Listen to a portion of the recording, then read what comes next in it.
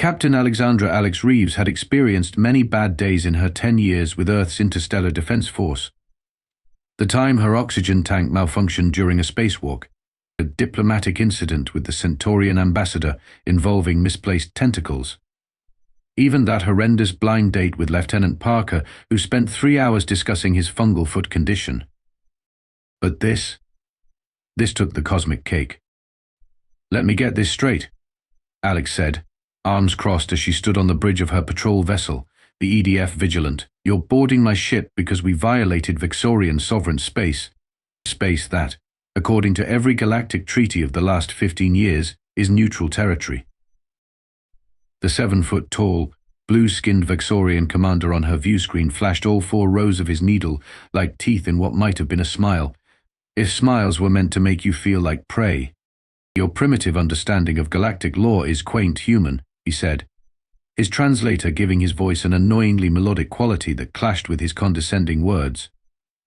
"The Empire of Vexor recognizes no such treaties with lesser species." Alex sighed dramatically. "Of course you don't. Your vessel will power down and prepare for boarding. Any resistance will result in your immediate destruction." Alex glanced at her tactical officer, who nodded grimly. The Vigilant's sensors showed 3 Vexorian warships surrounding them, each large enough to use her patrol vessel as a hood ornament. "Fantastic," she muttered. "Just what I needed to complete my weekly report. Dear Admiral, ship captured by blue jerks with superiority complexes. Please send help, and perhaps a strongly worded letter." 30 minutes later, Alex and her crew stood in the docking bay as the Vexorians boarded. The commander, even taller in person, strode directly to Alex, his ornate armor gleaming under the lights. "I am Supreme Commander Drock of the Imperial Vexorian Armada," he announced, as if expecting applause. "Which of you leads this insignificant vessel?" Alex stepped forward. "That would be me." Drock looked down at her 5'6" frame and laughed, a sound like gravel in a blender. "You? A female human? Wow." Alex deadpanned. "Sexist and speciest. You're really going for the full bingo card of intergalactic bigotry, aren't you?" One of her crew winced. Lieutenant Rivera had always told her that her mouth would get her killed someday. Drock's face darkened to a deeper blue. "You will be taken to high command for questioning. There, your crew will be imprisoned until we determine whether they are worth the resources required to maintain them." "And if they're not?" Alex asked, though she already knew the answer. Drock didn't respond, which was answer enough. As Alex was marched away separately from her crew, she memorized every corridor, every security checkpoint. Old habits from captivity training died hard. The Vexorian ship was impressive, all gleaming metal and pulsing energy conduits, but she noticed inefficiencies in their security protocols. Overconfidence, perhaps. When you've dominated a sector of space for centuries, maybe you get sloppy. Hours later, after a questioning session that consisted mainly of her providing sarcastic answers to Drock's increasingly frustrated inquiries about Earth's defenses, Alex was tossed into a cell on what appeared to be a massive space station. "Your new home, Earth female," sneered the guard. Get comfortable. "No one leaves Outpost Kronus." The cell door slammed shut with a pneumatic hiss. Alex surveyed her new accommodations, a room roughly the size of her academy dorm, with 6 sleep platforms occupied by 5 of the strangest-looking aliens she'd ever seen. A gelatinous purple blob with eye stalks oozed toward her. New meat. It gurgled through what Alex hoped was a translator, and not actually its mouth. "Back off, Blorm," came a croaking voice from the corner. "Can't you see she's had a rough day?" Alex turned to see what looked like a 6-limbed salamander with iridescent scales and large, intelligent eyes perched on the highest sleep platform. The salamander alien gestured with a webbed hand. "Welcome to the Empire's hospitality. I'm Crix. The purple pudding is Glorm. Bunk Corner is Vetch and Plex, their siblings, and share everything, including sentences. The quiet one by the waste extractor is Nor, and the one pretending to be asleep is Olga. Captain Alexandra Reeves, Earth Defense Force." Alex replied automatically, military training kicking in. "But call me Alex." "Earth?" Crix's head frills expanded in surprise. You're far from home, human. The Vexorians don't usually bother with your sector. Lucky us, Alex said. Guess we're moving up in the galaxy. What did you do to end up here? Asked one of the identical insectoid aliens, either Vetch or Plex. She couldn't tell which. Existed in space the blue bullies decided was theirs this week. Crix made a sound like water going down a drain, which Alex realized was laughter. You'll fit right in, the amphibian said. Just remember around here, the Vexorians are gods. Commander Zolt is their high priest, and we're less than the dirt beneath their boots. Good thing I've never been much for religion, Alex replied, settling onto the one empty sleep platform and staring up at the ceiling. Her crew was somewhere in this prison, probably scattered to prevent communication. Her ship was likely being stripped for parts or technology, and Earth had no idea what was coming. Alex's first week in the Vexorian prison was like freshman orientation at the academy, if orientation had included near starvation, casual violence, and toilets that occasionally reversed their function. She quickly learned the unwritten rules: never make eye contact with the guards, stay clear of the Draconians in Block C, apparently they considered humans a delicacy, and never mention the word rebellion, unless you wanted an all-expenses-paid trip to the isolation chambers. But prison life operated on a strict hierarchy. At the top sat Commander Zolt, the warden whose morning announcements sounded like a megalomaniac reading bedtime stories. Below him were the guards Vexorians who'd failed to qualify for military service and compensated with extra cruelty. Then came the prison block leaders, mostly species with significant physical advantages. Humans, as it turned out, ranked somewhere between disposable and barely noticeable. You need to establish yourself, Crix advised during their fourth meal cycle together. The amphibian had taken Alex under their webbed wing, explaining crucial survival details like which food packets were least likely to cause intestinal distress. Establish myself how? Alex asked, poking at the grey protein cube on her tray.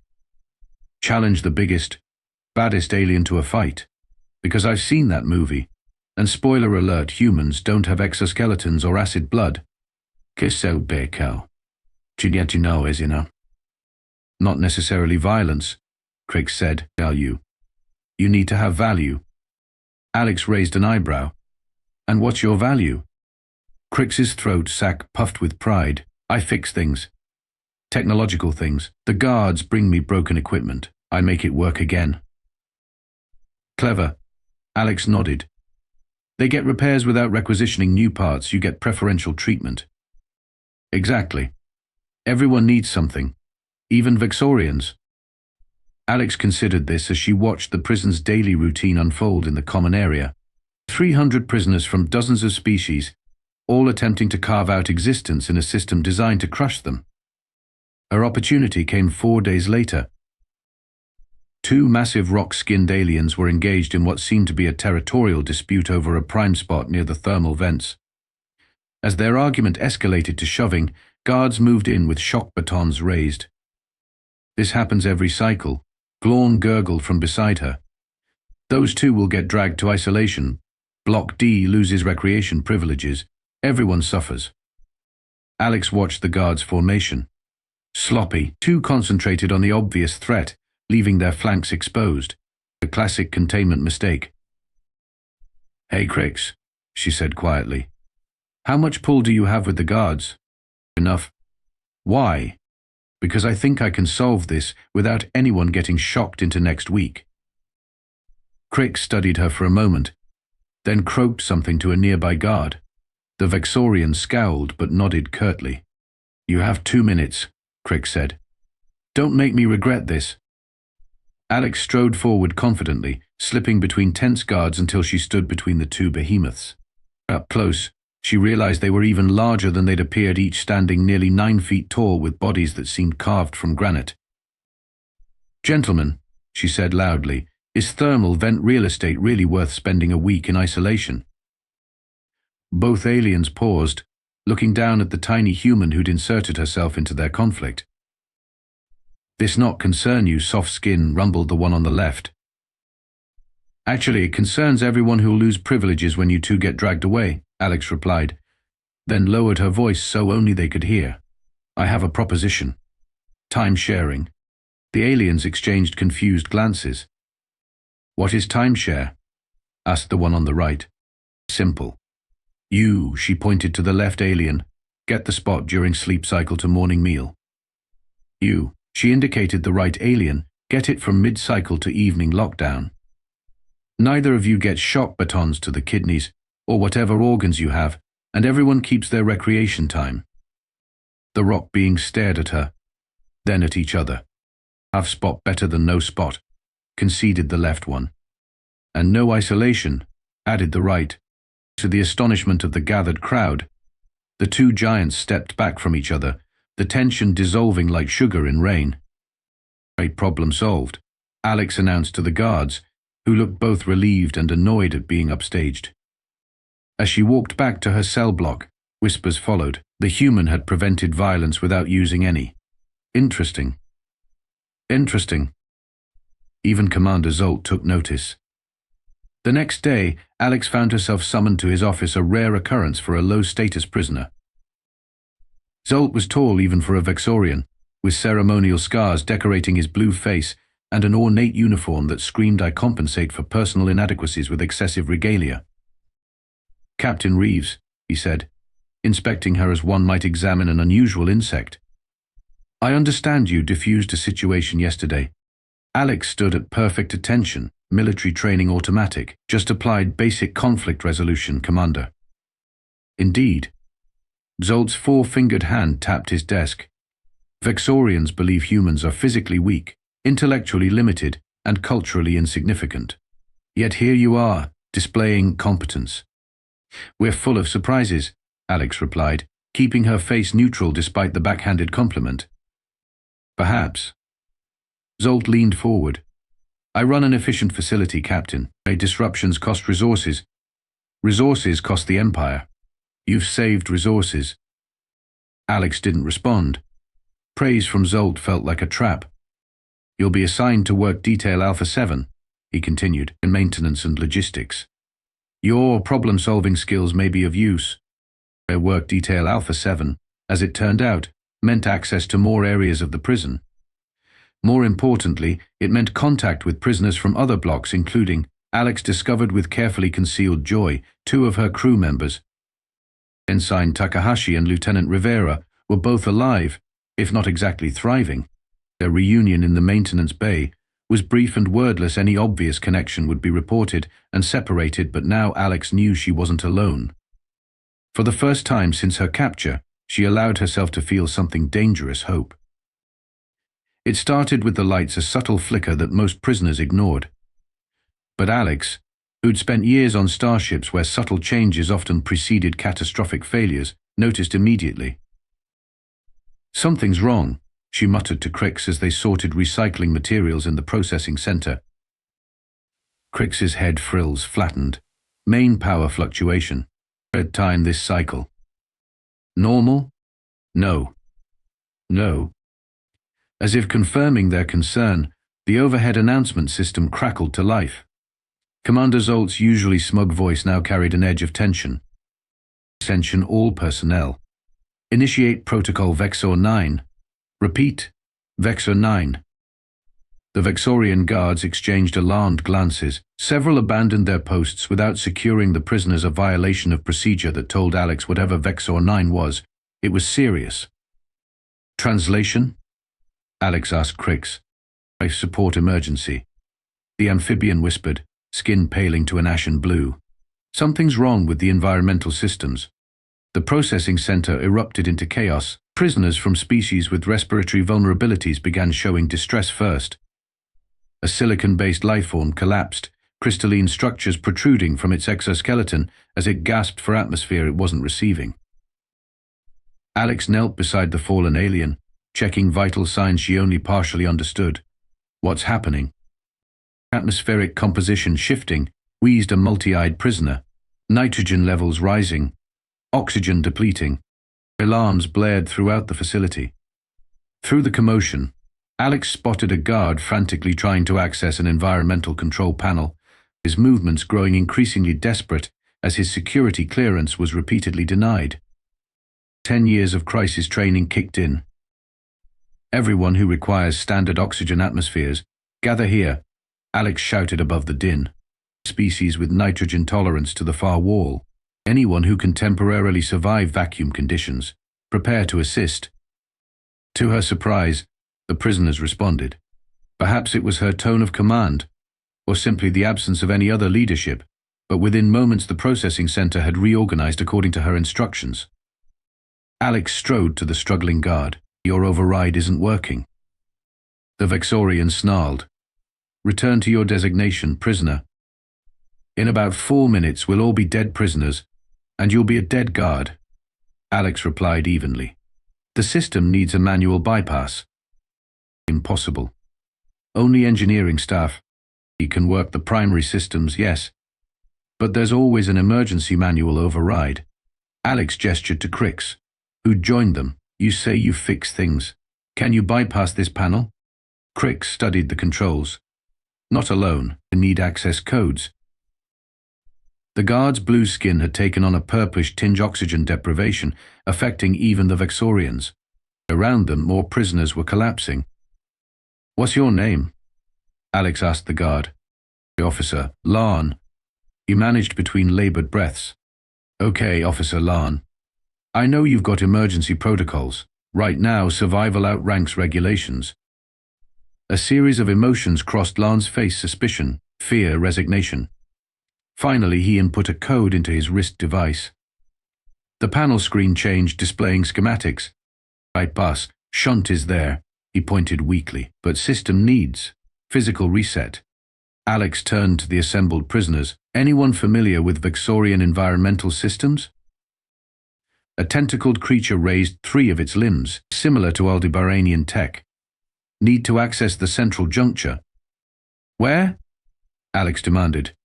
Larn gestured toward a maintenance corridor, level below. "Junction," red marked. Alex quickly assessed the remaining upright prisoners. "Igua Kathy. You, and you." She pointed to 3 species who seemed least affected by the atmospheric changes. "Come with me. Crix, monitor from here. The rest of you, conserve oxygen, minimal movement, shallow breathing."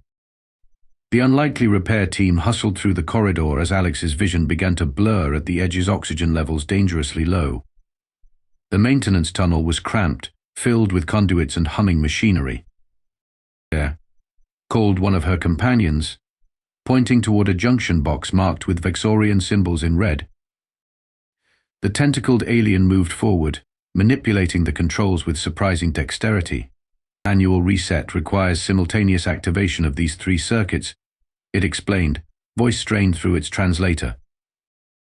"On my mark," Alex ordered, positioning herself at one control while her companions took the others. 3, 2, 1 now. They activated the circuits.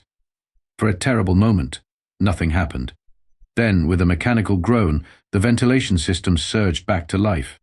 Fresh air flooded the corridor, and Alex gulped it gratefully into her burning lungs. When they returned to the processing center, the scene had transformed. Guards were attending to fallen prisoners, emergency medical protocols in effect. Commander Zolt himself had arrived, directing the recovery efforts. His eyes narrowed when he spotted Alex and her team. "You," he pointed. "Explain." Alex gave a concise report, military style, omitting any details that might incriminate Officer Larn for sharing access codes. Zolt listened in silence, his expression unreadable. When Alex finished, he studied her for an uncomfortably long moment. "The situation report indicates environmental controls suffered a catastrophic cascade failure," he finally said.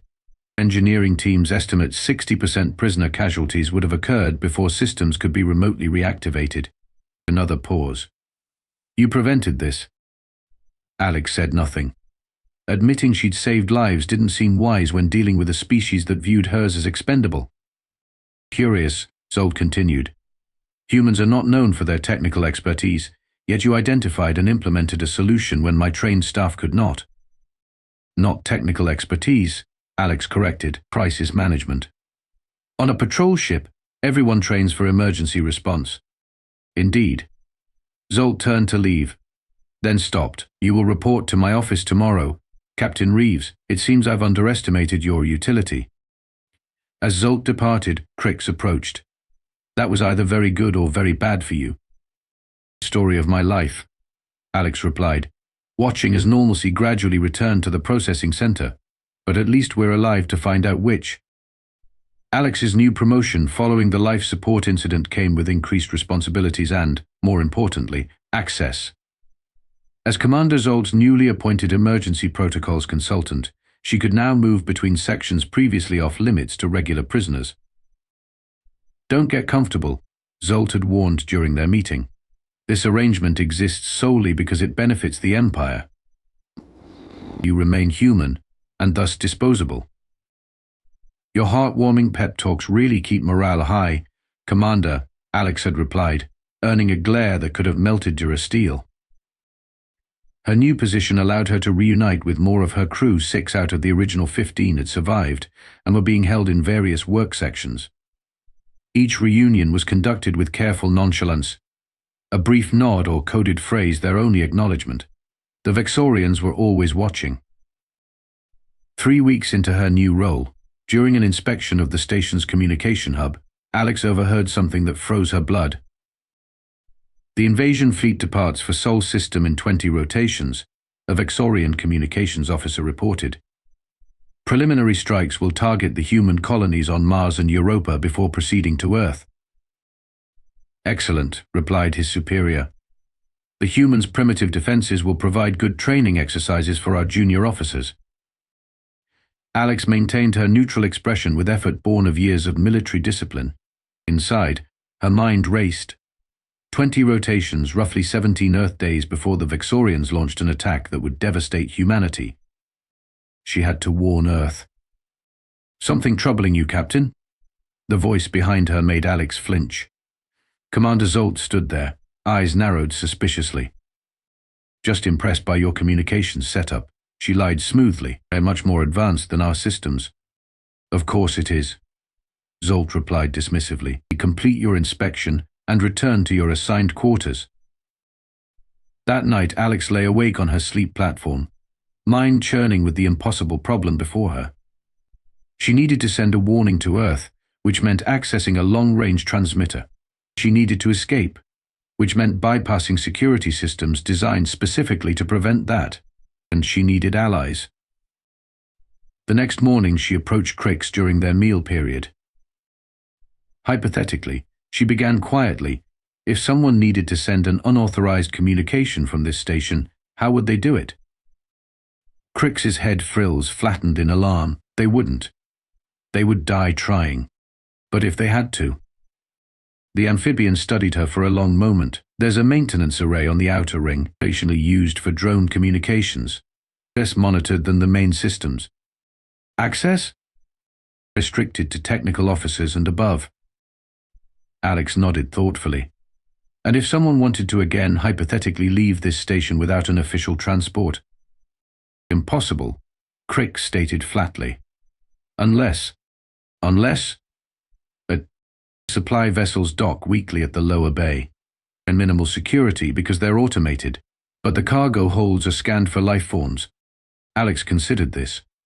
"What about the waste disposal system?" Crix's large eyes blinked rapidly. "You can't be serious. The ejection process would kill most species." "Most species don't have military-grade survival training and a pathological stubborn streak," Alex replied. Over the next week, Alex gathered intel and allies. Lieutenant Rivera had been assigned to kitchen duty, giving her access to the service corridors near the supply docks. Ensign Takahashi, working in medical, could requisition survival meds. Each of her recovered crew contributed their piece to the escape puzzle. Even non-human prisoners joined the effort. Glorn, it turned out, could squeeze through ventilation ducts to gather intelligence. Fetch and Plex knew the guard rotation schedules perfectly, their hive mind memory cataloging every detail. The plan took shape. Alex would access the maintenance array to send a warning to Earth, then attempt escape via supply vessel during the next docking cycle. The success probability was somewhere between miracle required and certain death, but it was the only option. The night before the attempt, Alex gathered her makeshift team in the maintenance alcove of Block D, a rare blind spot in the surveillance system. "Last chance to back out," she told them. "Anyone caught helping will face execution." "We're already facing slow death here," Rivera said. "Might as well make it meaningful." "The Vexorians took everything from us," added Takahashi. "I want them to regret it." Crix's webbed hand rested briefly on Alex's shoulder. "Some fights are worth losing if they inspire others to continue them." The plan was set. At 0400 station time, when guard presence was minimal, they would make their move. Alex returned to her sleep platform, trying to rest before the most important mission of her life. As she drifted into uneasy sleep, she couldn't shake the feeling that everything was about to change, whether for better or worse remained to be seen. The station's night cycle was in full effect as Alex slid from her sleep platform. Across the dimmed cell, Crix gave a subtle nod. It was time. Their plan relied on precise timing and more than a little luck. Glorn had disabled a specific surveillance node, creating a temporary blind spot. Petch and Plex had accidentally damaged a security door, forcing the guards to use manual override protocols that Rivera had already compromised. Alex moved silently through the corridors, her heart pounding in rhythm with the distant hum of the station's massive engines. Every shadow seemed to hide a guard, every sound a potential alarm. The maintenance array was located in a rarely used section near the outer hull. When she reached it, Takahashi was already there, having used his medical credentials to access the restricted area. 7-minute window, he whispered, handing her a data chip. Message is coded and compressed. Just needs transmission. Alex inserted the chip into the console. The warning to Earth was brief but comprehensive. Vexorian fleet movements, basic weapons capabilities, estimated arrival time. It wouldn't be enough to stop the invasion, but it might give Earth a fighting chance. The transmission console flashed green. Message sent. End. Phase 1 complete, Alex murmured. Now for the hard part. The supply dock was 6 levels down. According to their intelligence, an automated vessel had docked 20 minutes earlier for its regular delivery. They had a 15-minute window before it departed. Takahashi would return to medical. His absence would be noticed soon. Alex continued alone, using the service tunnels mapped by Rivera. Twice she froze as guard patrols passed, pressing herself into recessed maintenance hatches. She reached the cargo level just as alarms began blaring throughout the station. Attention all personnel. Security breach in Sector 7. Implement lockdown procedures immediately. So much for stealth. Alex abandoned caution and sprinted toward the loading bay. The massive doors were already closing, automated security protocols activating. She dove through the narrowing gap, rolling to her feet on the other side. The supply ship sat on the docking platform, its cargo already unloaded, preparing for departure. Alex raced toward it, hearing the pounding of boots as guards converged on the bay. The ship's external hatch was closing. With a desperate surge, she leapt and crashed into an invisible barrier, falling painfully to the deck. Impressive came a familiar voice, though ultimately futile. Commander Zolt stepped from behind a cargo container, a small control device in his hand. "Force shield," he explained unnecessarily. Did you really believe escape would be so simple? Guards surrounded Alex, weapons trained on her. She straightened, dignity intact despite the failure. "Worth a try," she said with forced nonchalance. "Though I'm surprised you bothered with the shield. Shooting me would have been more efficient." "Indeed it would," came a new voice, deeper, more resonant than Zolt's. The guards immediately dropped to one knee as a massive Vexorian entered the bay. His blue skin was darker, almost midnight, and his uniform bore insignia Alex didn't recognize. Zolt bowed deeply. "Emperor Trazix, we were not informed of your presence on the station." The Emperor, the actual ruler of the Vexorian Empire, ignored Zolt, his 6-fingered hand gesturing dismissively. His attention focused entirely on Alex. "Captain Alexandra Reeves," he said, her name rolling off his tongue with surprising accuracy. "You've caused quite a commotion in my empire." Alex stood at attention, determined to face her execution with military bearing. "Just doing my job, Your Imperial Majesty." A sound emerged from the Emperor that took Alex a moment to identify as laughter. "Your job included sabotaging a maximum security facility, organizing alien prisoners into an effective team, and nearly escaping in my own supply vessel." "The sabotage was just a bonus," Alex replied, figuring gallows humor was appropriate when facing actual gallows. "My primary mission was warning Earth about your invasion fleet."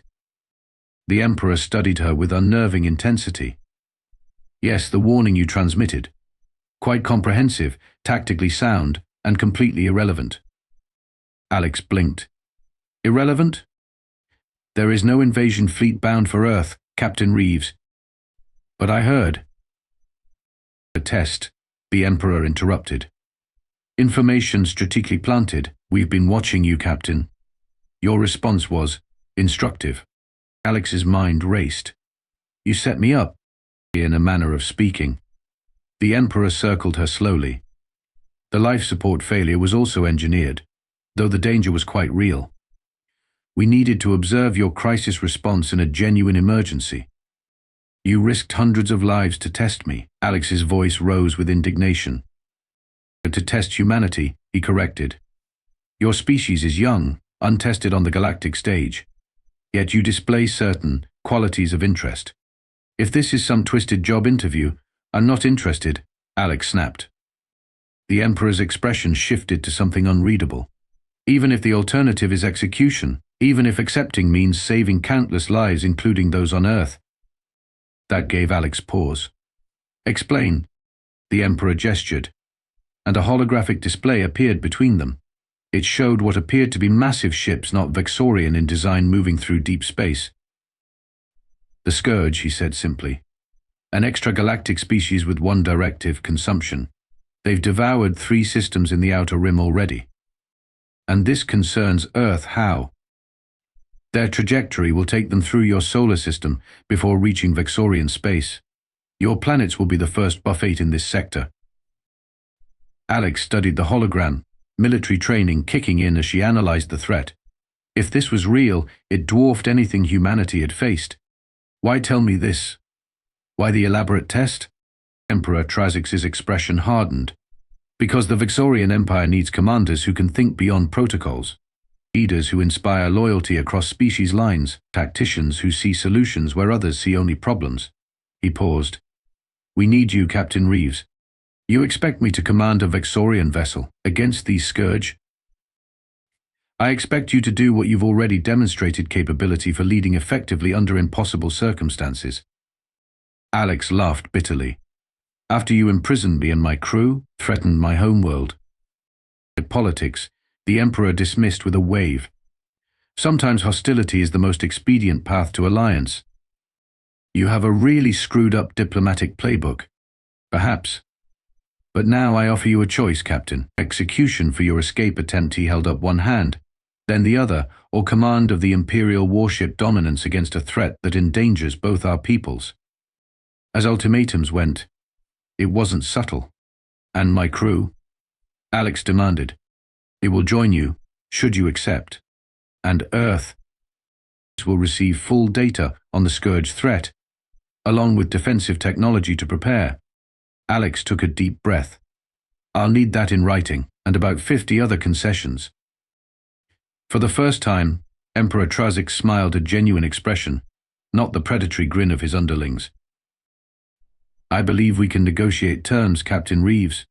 After all, survival makes strange bedfellows." "No, no, no," Alex shouted, her voice echoing across the bridge of the Imperial warship dominance. "Targeting systems activate before shield modulation, not after. Do it the other way and we might as well paint a giant bullseye on our hull and send the Scourge an invitation to dinner." The Vexorian weapons officer stiffened, his blue skin darkening with what Alex had learned was their version of embarrassment.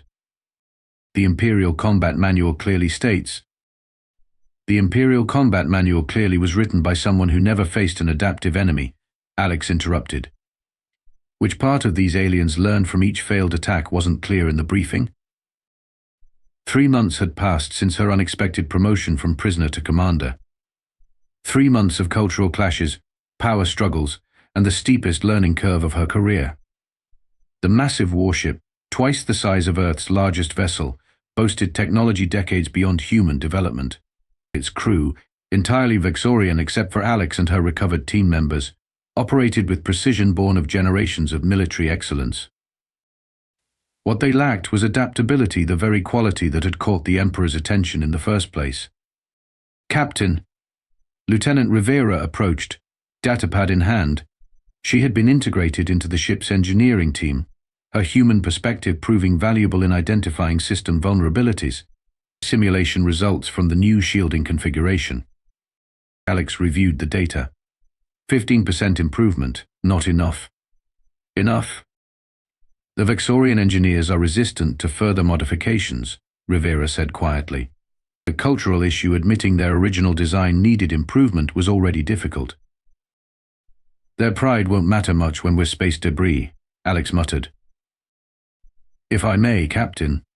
The voice belonged to Sub-Commander Salek, a Vexorian executive officer. Initially the most resistant to her command, he had gradually shifted from outright hostility to grudging respect. "Perhaps a compromise approach?" "I'm listening." "We maintain the traditional configuration sequence, but add your adaptive subroutines as an emergency override protocol." Alex considered this. "They save face, we get the functionality, it works for me." Salek inclined his head, slightly the closest thing to a bow she'd received from any Vexorian officer. "Also," he added, "the crew requests clarification on your most recent order to cut the bureaucratic crap and get moving already." The translator provided 14 possible interpretations. Alex suppressed a smile. "Tell them I meant interpretation number 8, with a dash of 12. The initial weeks aboard Dominance had been tense to the point of breaking. The crew, elite warriors all, had been openly contemptuous of taking orders from a human, a species they had been taught was barely sentient. Alex had responded not with anger but with competence, making decisions that saved lives during their first encounter with a Scourge scout vessel. Gradually, contempt had given way to confusion, then curiosity. The younger officers had been first to adapt, asking questions about Earth military tactics.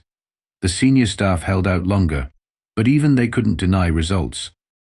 "Captain," called the communications officer, "incoming transmission from Imperial Command."